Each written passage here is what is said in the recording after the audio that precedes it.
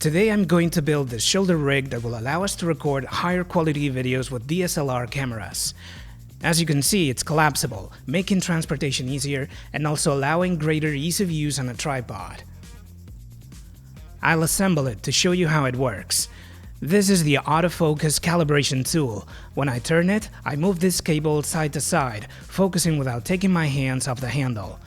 Other systems I've tried force you to take one of your hands off to focus, making footage more unsteady. It's a very simple system, but after a few tries, it's turned out to be quite efficient. I've developed this attachment system for my tripod's quick release plate, so that I can swap cameras without changing the plate. Mounting the camera is quite easy. We only need to insert it from behind, place the focus wheel over the cable, and lower the camera until the cable is a bit tighter. I've left some leeway in order to use lenses of various sizes.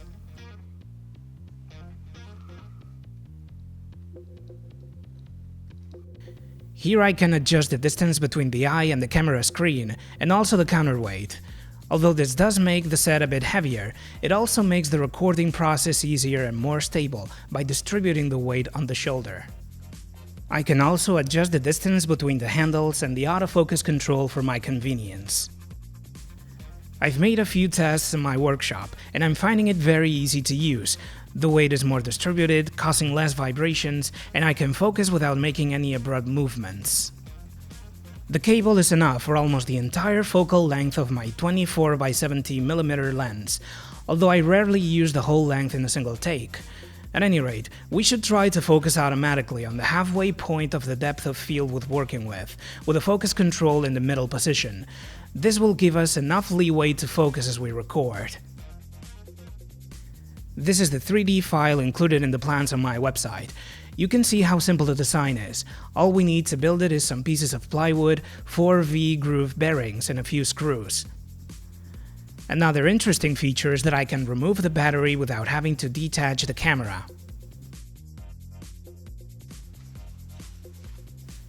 Now I will show you how I made it. First, I printed the templates to glue onto the wood and cut more easily.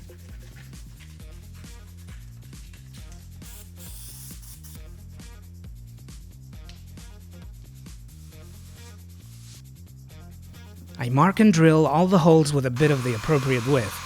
I also countersink where necessary.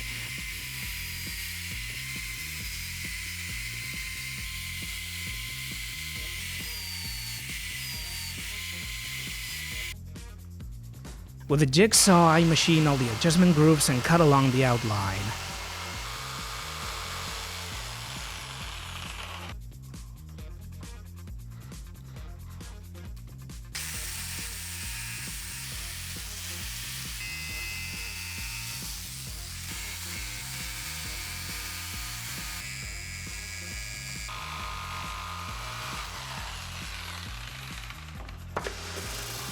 I'll sand the edges now with a disc sander.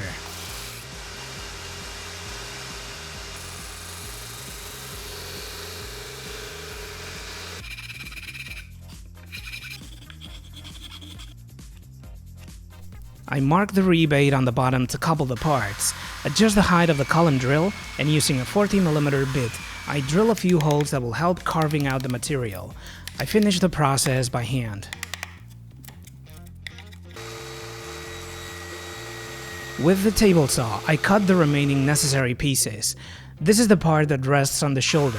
I mark the adjustment canals and machine them just like before.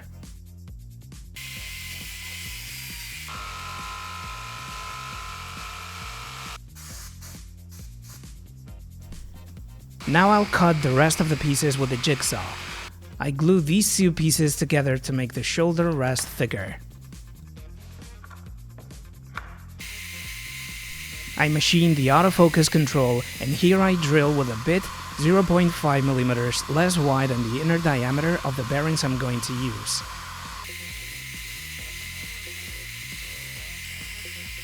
These rebates are for the threaded rod of the lower bearings. And now I screw in the piece onto which I'll screw the upper bearings. I cut and machine all the parts for the camera's attachment system. With these pieces I can lift up and lower the camera without risking it falling. The system was run smoothly to make this easier.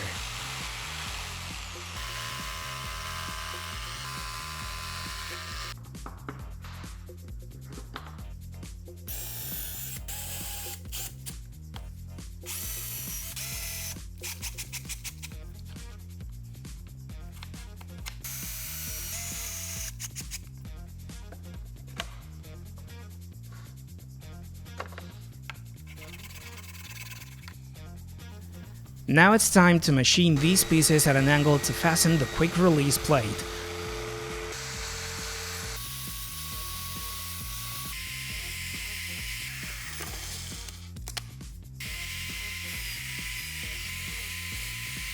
The hole must be 1 mm less wide than the release plate, so we need to be very accurate.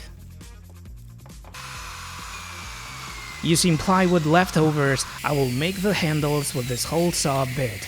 I drill 2 pieces for each handle, with the diameter of the threaded insert, without drilling the whole way through.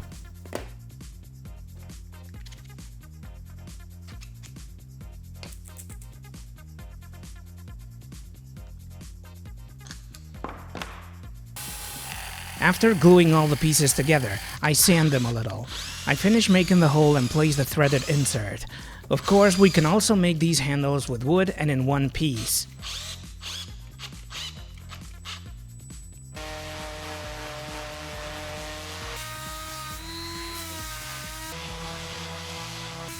Now would be a good time to sand and varnish all the pieces, and now I can start assembling the entire device. First, the autofocus control.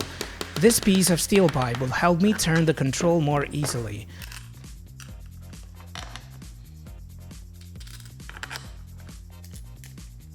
The last nut must be a locking nut.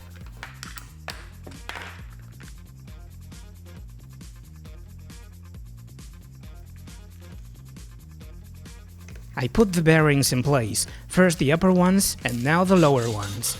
I'll glue the threaded rod with cyanoacrylate.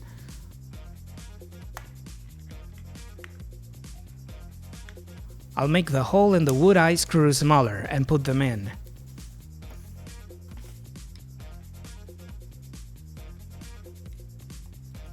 Now I'll put the cable in place. I'll use a clamp like this for convenience. I put a brake in the control. Before moving on, I inserted a piece of heat shrink pipe, and at the end of the cable I used this bicycle brake stopper. The inner mechanism of a chalk strip could do the trick too.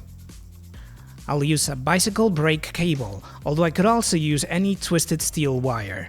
At any rate, it should be very flexible and no more than 1 mm wide.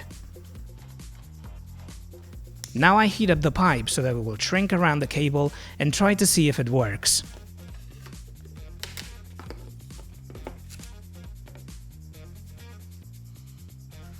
I also glue a bit of cushioning material to protect the shoulder rest.